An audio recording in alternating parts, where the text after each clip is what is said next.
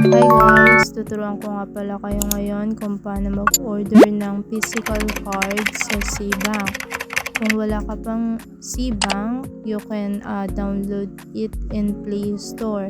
Libre lang po ito and you can use my code so you can get a 50 pesos. Ang kagandahan po dito sa Seabank is habang naka-stay yung pera mo ay kumikita ito ng interest which is 4.5% annually. Going back, i-click nyo lang po itong cards button and you may apply now. And the benefits of physical card kapag meron na po kayo nito is you will earn a cashback on in-store payments and it may take up to 1,000 pesos and you can transact anywhere since this is also a debit card and track your rewards.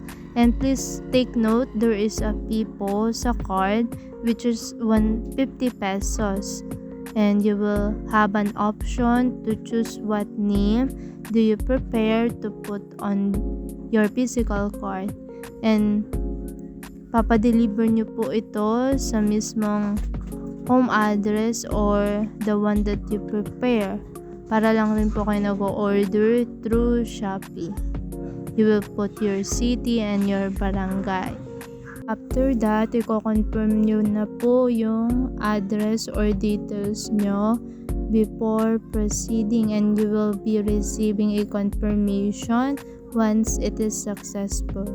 And thanks for watching guys. Bye for now.